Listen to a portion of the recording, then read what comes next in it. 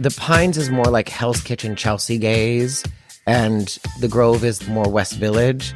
You know, lesbians and bears. Oh my.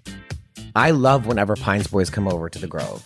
Cherry Grove is for the lesbians, and it is, but I would say it's more like the misfits, the drag queens. It would be the, like, crunchier gays, the radical fairies. So the way I would describe the difference between the Pines or the Grove to someone who hasn't experienced it is in the Grove, everyone says hi. In the Pines, everyone is high. Sorry, that's my official party line. Saturday nights belong to Cherry Grove in the Ice Palace. Cherry Grove would be like the West Village or even like Bushwick. It's very the cubby hole. I am your host, Jess, and this is Finding Fire Island, Episode 2, Cherry Grove. In this episode, we're going deep on the birth of disco and drag at the Ice Palace, its queer female population, and the hetero bachelorette parties which take over on weekends. But first, let's discuss the quaint cottages that comprise this groovy little village. So in Cherry Grove, it is a long-time tradition for people to name their houses. Oftentimes, people buy a house, they keep the name because maybe it seems like a tradition or maybe it just speaks to them.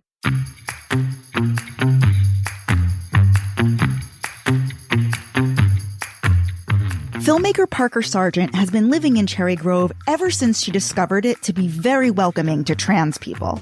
A great example is we have a house in Cherry Grove called Pride House. And it's one of the oldest houses. Everyone thinks that is called Pride House because of gay pride. But no, it's called Pride House because it was initially attached with a little house on the side, and it was called Pride and Prejudice. But when those houses got separated, the women that bought this house called Prejudice did not want to keep their house name, so they changed their house name. So some people keep it, some people change it. Tweedledee and Tweedledum. I'm actually going to be staying in one of the Tweedles this summer. I'm not sure which one. A Whole New World, which has Princess Jasmine and another Disney princess together on the gate.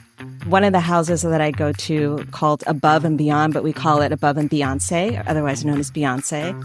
I love that there is a house called Maze Bush. I don't know who lives there. My name is Katherine, but people call me Kate sometimes, and I always wanted a house called Kate's Bush. You've got both Kate Bush and, well, the rest of it. But that is my favorite house name. The house naming is a tradition dating back to the earliest cottages in the early 1900s, simply because there were no house numbers in this tiny village. Cottage names are derived from, well, anything, so long as they have some kind of campy innuendo like Chalet of the Dolls or Venus Envy. Diane Romano was president of the Cherry Grove Community Association for 12 years and has been living here since the late 1970s. The cottages, years ago, people used to say, Cherry Grove's a little funky. And it probably was because Cherry Grove started to have, it turned out to be like fishing shacks. So the people who were fishing, they would build these little shacks. They started to become these cute little funky kind of places because we were much more of the artist community, kind of outrageous artists, gay guys and women and dressing up and being funny and being silly. And that was more our vibe. The more successful, wealthier people wound up in the Pines. So it had that different vibe. Christopher Rawlins is an architect and interior designer. And while he literally wrote the book titled Fire Island Modernist, Focus on the Architecture of the Pines, he still has a sweet appreciation for the Grove cottages. They took these simple cottages and adorned them with Victoriana and bric-a-brac and artful names and so forth. And it was camp. And I call the architecture in Cherry Grove really a form of drag. And actually, to extend that metaphor a bit, think about what happens with gay culture in the late 60s and 70s and the aesthetic changes. We go from a kind of drag, campy, female impersonation sensibility to the Levi's and flannel and the muscles and the mustaches and the hairy chests and the bronzed skin. But I think a lot of the men who lived through that period recognized on some level the performativity of that. It was really just a hyper-masculine form of drag. And I think we can understand the architecture of both Cherry Grove and the Pines in almost drag terms. On the one hand, Cherry Grove is maximalist and extra and over the top, and the Pines is muscular and stripped down and austere in its way, but yet there's still a place for a kind of dramatic sensibility in both forms of architecture. But then what started to happen is that more and more people came in, got more and more interested in their homes, started to develop gardens, put some heat in the house, buy nicer furniture. It wasn't just kind of a shack to hang out in on the weekend and have a good time at the beach. It was now something that was my second home. Understand that in Cherry Grove, people had barely enough money to have a second home back in the 40s and 50s. And so there was a kind of DIY sensibility to it all. It's all kind of just slapped together. And rather than bemoan that, I think there's kind of a celebration of the kitschiness and the kind of temporality of that. And I love it. And I think that there's a lighthearted quality to it that we can appreciate. And yeah, you know, they put a coat of paint on and it flakes away, just like glue gun sequins on a homemade dress. That's the point. In the summer of 1946, folks on Cherry Grove arranged to have an old barn floated across the Great South Bay and have it hauled to a spot just west of the dock. At first, the barn was a firehouse and a meeting room. Just 2 years later, the creativity exploded, turning it into a theater. Immediately, we had the Arts Project and theater productions happening.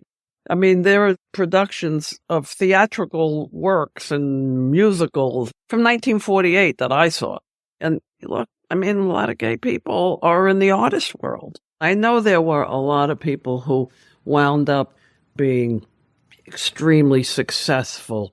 Today, the Cherry Grove Community House and Theater stands as the oldest LGBT theater in the United States and possibly the world. So what goes on in this community house and theater exactly? Throughout the years, the calendar is filled with fundraisers, galas, balls, drag shows, and community theater productions. Today, it's grown to include yoga classes and is the host of the Cherry Grove Film Festival. In the 1950s and 60s, many of the community shows were parodies of the biggest Broadway shows at the time. They did a drag version of South Pacific. Whatever they were doing in the city, they did a Grove version of, playing with gender and sexuality. The first night I went to Fire Island, I went to a cocktail party and met people that I did not know. The next night I go to a show, and most of those people that I met the night before were in the show. And I always wanted to be in show business. And I said, how do I get into a show? Cherry Grove legend Rose Levine is the personification of how Grove life was defined by its theatricality and love of theater. See, initially, these were mostly amateurs with professional careers in the city, but they couldn't wait to get on stage and perform for their peers. So I saw the show and then went backstage and met people. And then we became friends, and I never left the island. I stayed there every weekend and rented eventually because I couldn't stay with my friends. They had other guests that they wanted to invite out. And I stayed there for the season. And where would you get the costumes from? Well, at the beginning, I had no costumes. So I needed a wig. I went to Woolworth's and bought a skein of yarn, and I made a wig out of it. I borrowed heels from someone. I lived at home, and my mother would put things in the garage that she didn't need, and I'd sneak in there and take things and put it back when I came home from Fire Island. And I'd go in through the garage, and nobody would see me, and there was a drapery that they were throwing out or putting it was in the garage, and I took it as a cape. Very early on, for when I performed, I had good taste, and I didn't want to look frumpy, because most of the drag started as frumpy drag. And I had friends that were out on Fire Island that were designers, and I was thin, and I fit into the sample size, and they gave me their beautiful dresses to wear, which I returned on Monday. I always had the best looking dresses. Flash forward to the late 60s, where 17-year-old Pansy is about to dabble in performance drag for the first time in New York City. Back then in the 60s and early 70s, Greenwich Avenue was the place to go as opposed to Christopher Street. All of the cafes were gay. It was just where we all hung out. So I got to know a group of people my own age. And one day, one of them decided to let's do a drag show. And I'm thinking, what is a drag show, you know? And I was still in high school at St. Peter's Prep in Jersey City and living with mom and dad. But I went every Sunday. I don't know how I got away with it. I was Marilyn Monroe, Liza Minnelli. I did a few other impersonations. But that was when I got into drag full-time. And how did you get the name Pansy? Well, I met a lover named Max, and he had a group of friends, and they all had names for each other. And one of them said, well, if you're going to stick around, we have to have a name for you. And I'm thinking, what the hell do I say? So I remember saying, well, before I retired from show business, my name was Daisy. And somebody said, Daisy, you're more like a pansy. And the five of them just thought that was the silliest thing. And they all started calling me Pansy. And I hated it. And somehow or other, it just kind of spread into Cherry Grove. I have no idea how, but nobody knew my name was Tom. Everybody called me Pansy. Everybody. So that's how I got it. I was stuck with it. I couldn't get rid of it. Pansy's name is now synonymous with The Invasion, the annual July 4th event, which we're going to go deep on in a later episode.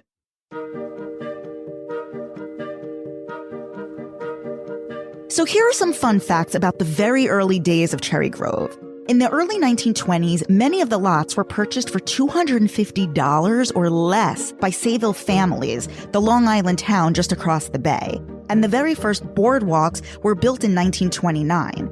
However, a decade later, in 1939, there was a terrible hurricane which washed away half of the cottages. Only one oceanfront cottage survived, which is still named the Hurricane House. So this begs the question, how did this evolve from a Sayville fishing village to a thriving gay community? Pansy told me how the Sayville family stayed and lived amongst the gay population, which were now the majority of renters. I don't know, the Sayville family stayed, many of them, and the gay community came. Friends started inviting friends, and the word started to spread within the secret community. And it just never got publicized anywhere that it was a vacation spot. Back in the 50s, you know, if you were gay, you'd be listed as a communist and could be blacklisted from everything. See, young professionals in Manhattan couldn't find out about Cherry Grove on the radio or in newspapers or magazines. Not yet. News traveled only through the underground grapevine in New York's gay bars and at private parties, where gays learned about Fire Island, where people like them could go. It was only toward the end of the 50s where news spread in print about Cherry Grove's existence. I mean, we're talking very serious ramifications. If you, went to the meat rack and got arrested, they would put your name publicly in all the newspapers, telling what you did. So, the police weren't all in on it, but it was a terrible time to be gay, so this was this great little secret place. Did you ever hang out in the Pines in the late 60s, early 70s? I had heard not very nice things about it. Basically, I was taught by the gossip that the Pines was high and mighty, and they looked down on the Grove, and they were all closeted homosexuals, and they were all very rich. And I had this great social life in Cherry Grove. Why would I go someplace else? Filmmaker Mike Fisher first went to Cherry Grove in 1985. He told me that he wanted to go to, quote, the trashiest gay community in the United States. And he chose Cherry Grove. Cherry Grove is very inclusive of everyone, and there was no sort of brand for it. Like the Pines has a brand. They're very committed into cis white, muscly boys, not older guys. The Grove was much more accepting and multiracial, women, men. The Grove has always just been nuts and crazy and insane. Like, you see the wildest things. Like, sometimes I'm out there and I can't even, you see people like walking naked down the boardwalk. It's just crazy. And I think it goes back to that thing when we were talking about, is this community necessary? And it is necessarily, because that sort of exemplifies the freedom that you feel when you're in Cherry Grove. That you can walk into town in a G-string or in drag or in all leather drag, whatever you want to be, it's accepted.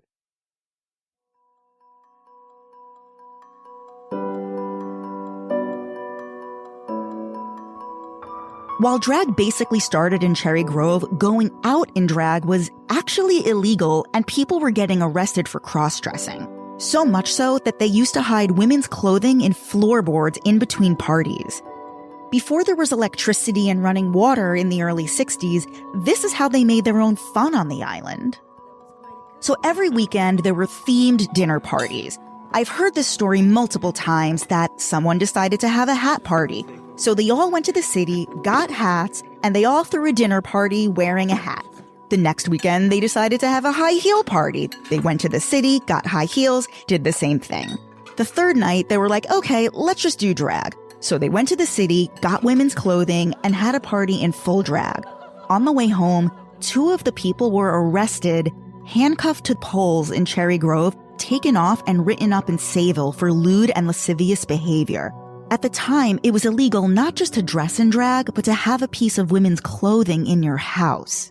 So they literally built a hatch in the center of their living rooms in a lot of the old houses, and they would hide their drag down there, and they would cover it with a rug. It is this very story that inspired Mike Fisher to create his great documentary, Cherry Grove Stories. As drag gained popularity and queens became household names all over the world, I think I found the one thing that unites everyone across the Grove and the Pines. The pure distaste for hetero weekend day trippers looking for a sideshow. Saturdays and Sundays during the day are day tripper central for sure. In fact, most of the people who live there for the full summer pretty much hide during the days on the weekends and then come out at night. And it is a whole different crowd. It's a lot of bachelorettes and a lot of straight girls getting wasted. Boudoir LeFleur is the head of the drag troupe House of Assassins and detailed her insane summer schedule last episode. Listen, if you come to one of our brunch shows and you're wearing a wig, I'm telling you, I'm going to snatch it. There are times there are a table of like 10 or 17 girls, and it's like, she's getting married. It's like, oh my God, is she getting married? I never guessed. The like purple and pink wigs and the sashes didn't give it away. And honestly, they love it. It's fun. That's why they come. I mean, maybe this is controversial. I hate straight culture in Cherry Grove. I do.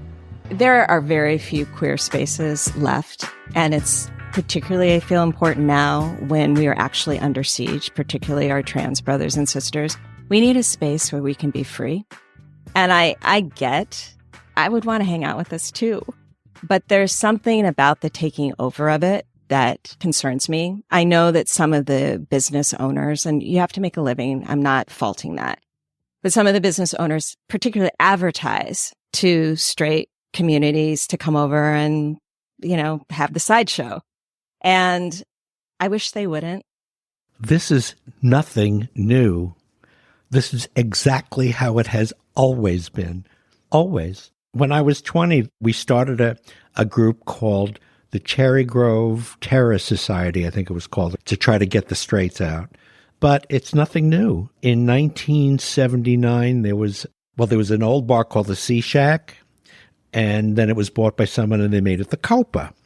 Now, they advertised on WPIX and all over the place, so everybody came from the city.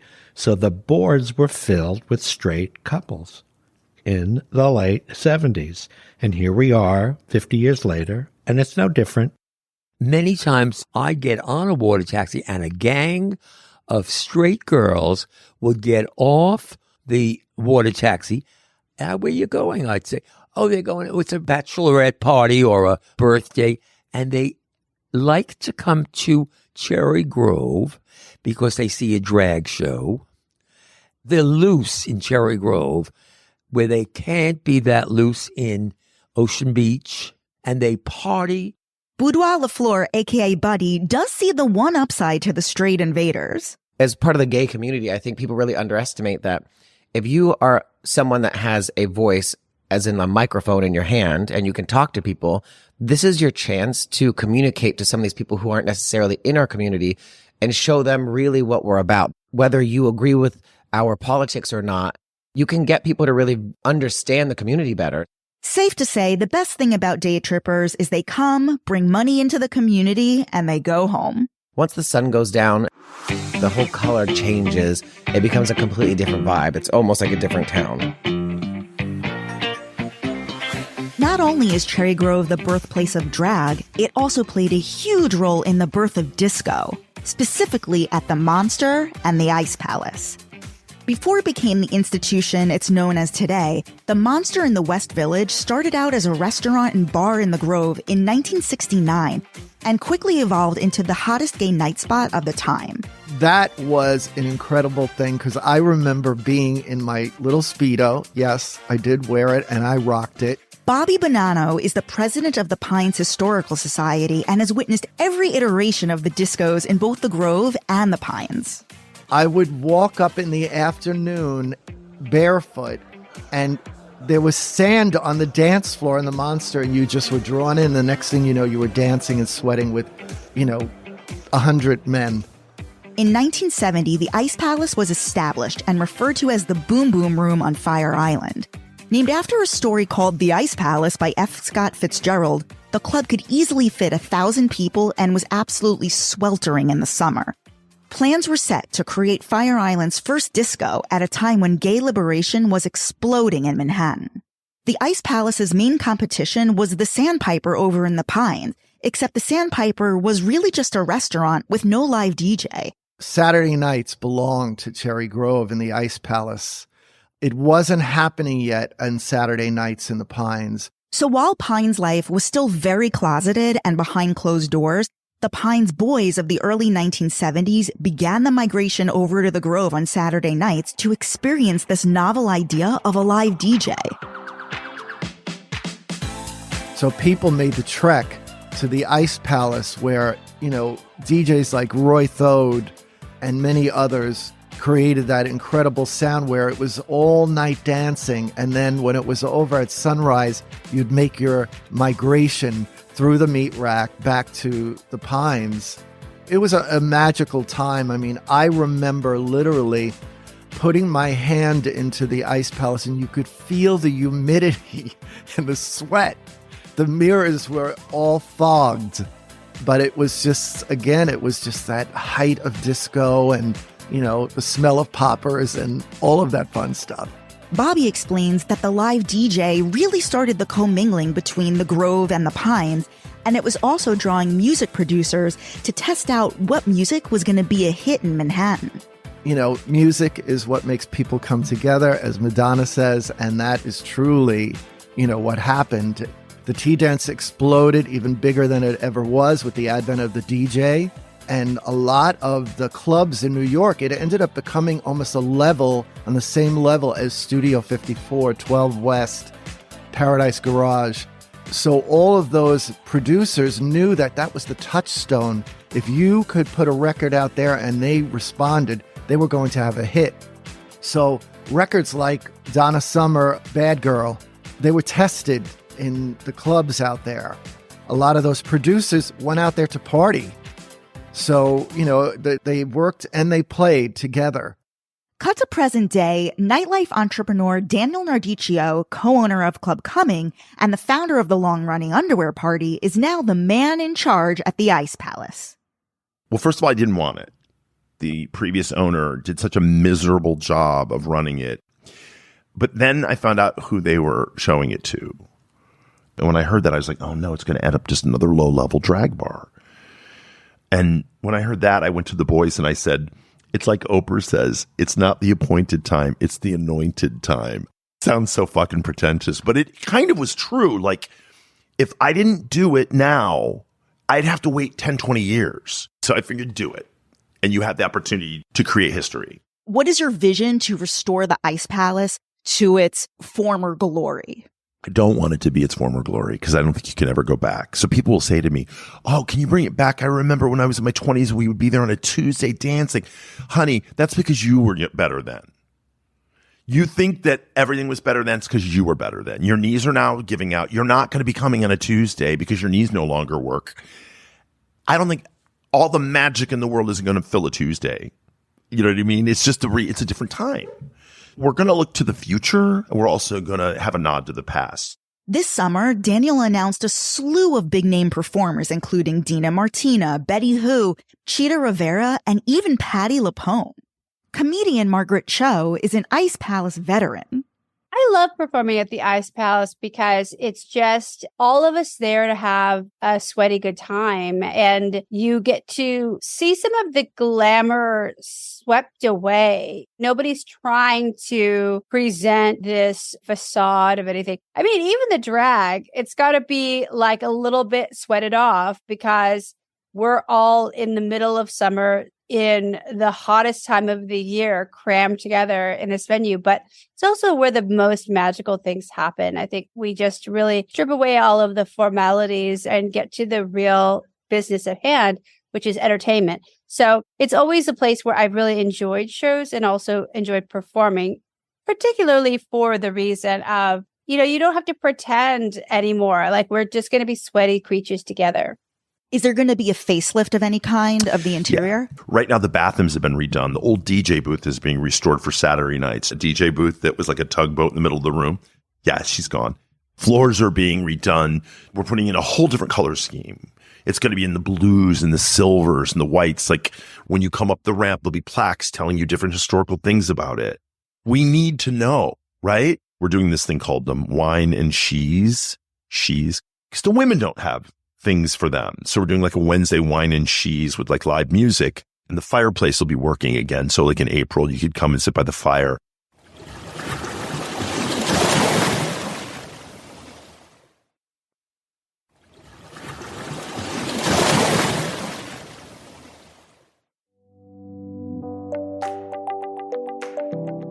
While working on this project, I realized that this is one of the rare pieces of media about Fire Island from the perspective of a gay woman, with no real favoritism toward the Grove or the Pines. I live to people watch at the bar at Sandcastle with an espresso martini. I want to see the Assassins and Hedda Lettuce absolutely kill on a Sunday night for locals. I want to watch Showgirls and Rocky Horror at the Ice Palace during cult movie night. I also want to take long walks in the Pines and go to tea and run into my boys, who may or may not include Andy Cohen. I want it all. But still, it's extremely important to me that young gay women keep coming out, particularly to Cherry Grove, simply so we can keep finding each other. I think I found community in Cherry Grove from being a lesbian in New York. And I followed the other lesbians from New York to Cherry Grove. But since then, I've met new friends. And it's become like this whole community. I was out this weekend with a bunch of women that I met in Fire Island years ago. I talked to Katherine and Jeanette about how while Cherry Grove has this reputation of being the, quote, lesbian part of Fire Island, it's really just a percentage of the very diverse community here. First, I would say if Cherry Grove was 100% lesbian, I wouldn't have a job because I would never come home. So maybe this is a good thing that it is 60-40. There are moments. I do want to talk about Les Volley weekend, the lesbian volleyball tournament, which I call a high holiday. I never miss it, ever. And it's literally the only time all year that the entire beach is lesbian and all of Cherry's. It's my favorite time ever. It's true. Les Volley is an annual women's volleyball tournament that has grown tremendously since 2011. It's now the most popular event for women and non-binary people on Fire Island. Les Volley is also now part of New York City's Gotham Volleyball League, the largest gay sports organization in New York City, founded in 1981. They professionally officiate the tournaments. It's all lesbians, all the gay boys hide in their homes. They take cover. And lesbians just flood Fire Island. It's absolutely amazing. I love it. But I've been told recently that there are lesbians in the Pines, and I had no idea. It's weird because, like, You're right. They say that Cherry Grove is for the lesbians, and it is, but I would say it's more like the misfits. It's the drag queens. It would be the like crunchier gays, the radical fairies. I love talking to Pines boys Brian Moylan and Ben Rimalower about their takes on the Grove. I always felt a little bit like a Cherry Grove gay, like in the Pines. And we talked for years about getting a house in Cherry Grove, but our problem was their supermarket sucks and they didn't have pools. And so we wanted a pool in a nice supermarket. And so we ended up staying in the Pines. But it was always fun to go like on a Sunday afternoon pool party at the Ice Palace, drunk lesbians and straight people from Long Island. It was just like a lot more real, a lot more homey. And the movie Fire Island is so right about how cliquish and how snobby it can be. And so there's this scene in Fire Island, the movie, where they keep walking into the rich people's house and someone goes, "Can I help you?" Like, that is the most Pines thing I've ever seen in my life and happened to me more than once. And so in Cherry Grove, you never got that. Like, the lesbians didn't care. The lesbians were happy to have you there. The drag queens were happy to have you there. The straight people were usually on their best behavior, sometimes maybe a little too wasted. But I never felt judged in Cherry Grove the way that I felt judged in the Pines.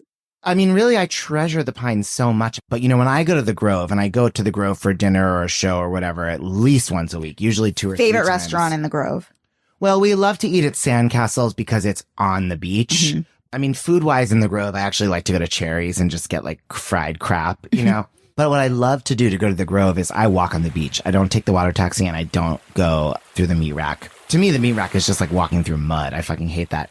But walking along the beach, along the ocean, I think about Jerry Herman there writing La Cage aux Folles, and I sing on the walk home if I'm by myself, you know? And I just love that. I have my process of I bring my extra bag over my shoulder. I put my flip-flops in it. I bring 17 bottles of water, but I love it. Because I'm not one of those gym bunnies like you'll find in the Pines. It's just a matter of time before I'm in Cherry Grove. Ben reminiscing about Jerry Herman writing La Cage aux Folles and Hello Dolly here is just the tip of the iceberg. Writers and artists like Truman Capote, Patricia Highsmith, W.H. Auden, and Tennessee Williams all found inspiration in the Grove. Just look up W.H. Auden's poetic tribute titled Pleasure Island, in which the hardworking poet finds himself distracted by parties and house guests while living here. We're going to focus on stories from all of the legends who lived here or visited in a later episode. Perhaps my favorite fun fact is how comedian Wanda Sykes met her wife on the ferry to Cherry Grove. Wanda famously has a home here, and one day a woman just caught her eye on the ferry, and that was that. I mean, you'd see like Wanda Sykes all the time. And once I was at the Ice Palace, it was like a random middle of the week night, like nobody was there. And Wanda Sykes was wasted and decided she was going to do like stand-up comedy. And it was just like, give me the mic, blah, on the microphone. But it was like the most genius thing I've ever seen. Now, Brian wouldn't allow us to omit a discussion about the Belvedere. The Belvedere Guest House for Men was built in 1957 and is designed in the style of a Venetian palace. It has terraces, towers, domes, statues, and fountains. Have you talked to anyone about the Belvedere? One of my favorite places on Fire Island. I haven't. I just love the Belvedere, and they call it Liberace's bathhouse, and that is like 100% what it's like. Everybody's naked, and all the rooms are like themed. Oh my God, it's crazy. When I worked at Next, we had a deal with them where we would give them free ads and they'd give us free rooms. And so I would go like once or twice a summer to the Belvedere. It's just the best place to have a party. So they had this huge deck along the bay. They let everybody out there, and it was like orgy central on this deck, on the water. And it was just like, oh, what a magical night. A magical, magical place. Highly recommended. Almost as good as the chicken fingers at Cherry's. No, I take that back. It's better than the chicken fingers at Cherry's. The young gay guys are in the Pines because they can afford it. Because 25 of them can pool their money and rent a house, but they come to party in Cherry Grove. It's Daniel Nardicio's underwear party. That's where all the boys are on a Friday night. When you go by the Ice Palace on a Friday night, you go up this big ramp to get there. The line from the front door goes all the way down the ramp out onto the dock, girl. On a Saturday morning, they come over to get their breakfast in Cherry Grove.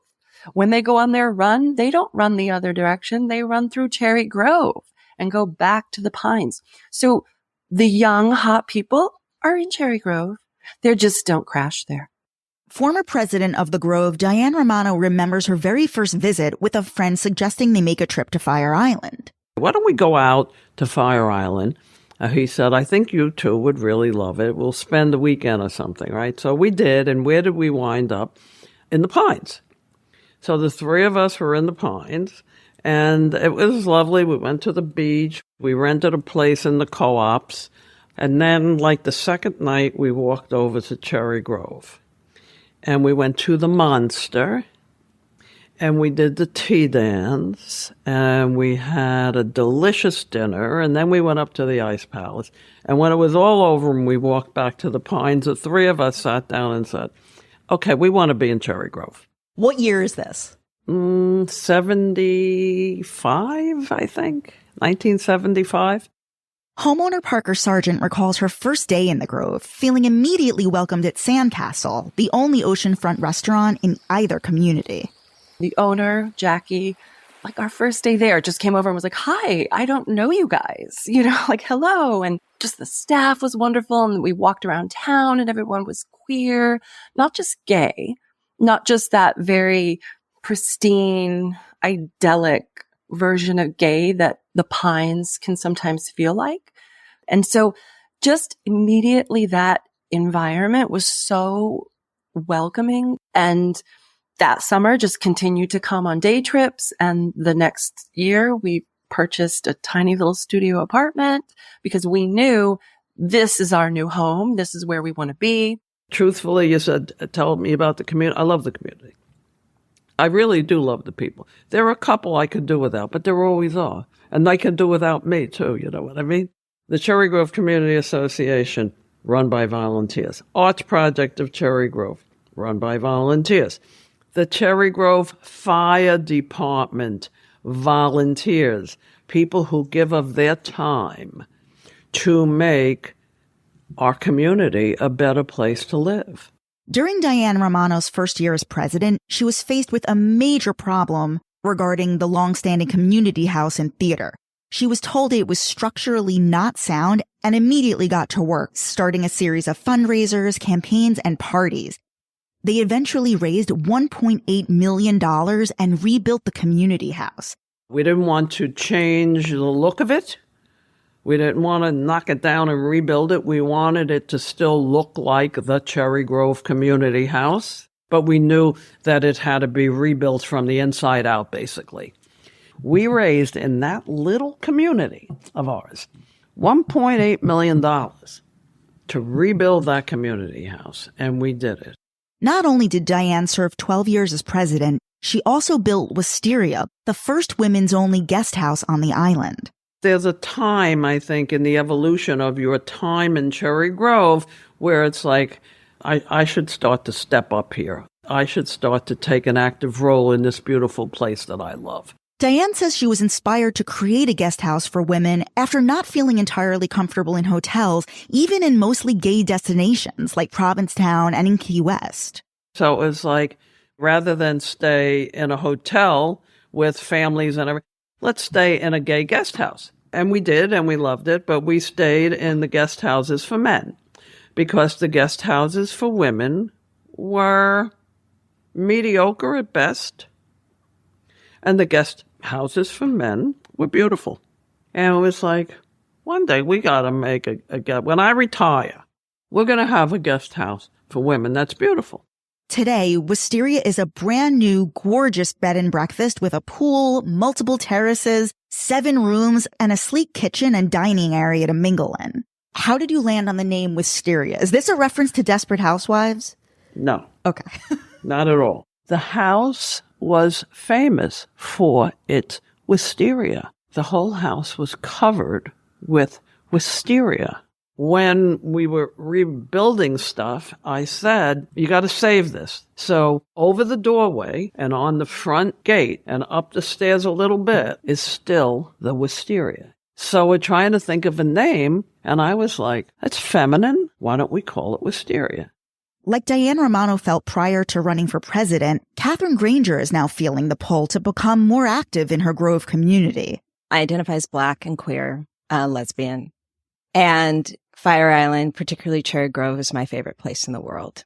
And it is hard that there is a lack of seasonal diversity. There's definitely Black and brown people that come out for the day, and that's fantastic. But sometimes, you're at the restaurant, you're the only person of color there. I do social justice work for a living, right? So Cherry Grove is my escape. Like, it's where I literally escape for 72 hours each week. But I knew that I needed to get more involved. And so I started going to political meetings. I started going to community board meetings. I started forcing myself to do things that I normally wouldn't do, and actively seeking out other Black friends on the island, which I have now developed. And we have a whole fantasy of buying a block in Cherry Grove and having our own space. And I think what we talked about, the other Black people who go there, is we love this place. And so part of the work is say, if you want to claim this space, let's claim it. And so I continue to go out. I invite my friends. We are building a community there, and there'll be more of us as a result of it. I used to go to Fire Island before I got sober, and I didn't make any connections with anybody. I would just be drinking alone on the beach. And then I met absolutely no one. A friend of mine knew that I was gay and introduced me to her stylist, who then brought me to Cherry Grove. It was a guy, and he was fabulous. And I went to the Ice Palace and went dancing with him, but I still didn't meet anyone. I didn't make any connections. And it was it's all very hazy until I got sober. Jeanette told me about the thriving sober community on Fire Island, particularly in Cherry Grove. 12-step meetings are held every day on the beach and at the community house. I was introduced to a bunch of sober people in the community, and they told me immediately, we want you to feel like this is home, and we want you to know that this is a safe space for you. So they brought me to their homes and told me, if you ever need a shower, you can use our outdoor shower. If you ever don't feel okay, you can come to our houses, which was hugely important to me. And then I realized that I wanted Cherry Grove to feel like home regardless of who was there. So I started befriending as many people as I possibly could. I began to just introduce myself to everyone and get to know people and hear people's stories. And so now, for the past several years, I can go at any point and it feels like home. But I do want to also talk about the men in Cherry Grove, because they are different than the men in the Pines. They're raising families out there. They're out there with their lesbian sisters. It's a wonderful thing. I have very dear gay male friends that are in Cherry Grove. They don't spend any time in the Pines. I'm over there more than they are. And we've built a queer community that just feels right. I try really hard through my films and through my work to tell queer people, this space is for you. As a trans woman, the rest of the world doesn't want to make room for me. They don't want to make space for me. It's the opposite, as we're seeing with all these laws. They're trying to make negative space for me. Cherry Grove, I can have space. I just want people to understand that even if you can't afford to buy a house like I have, I'm old. I got to this place where I could afford this. But you don't have to wait for that. You can come for the day, just one day in Cherry Grove, what it does to your soul, and you take that back with you. When you go back to the real world and you have to put up with all the bullshit that we as queer people face, especially as trans people, it makes you a little bit stronger. And the more you go, the stronger you get.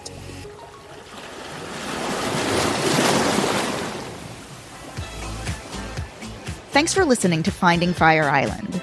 Be sure to subscribe wherever you listen today so you don't miss any episodes.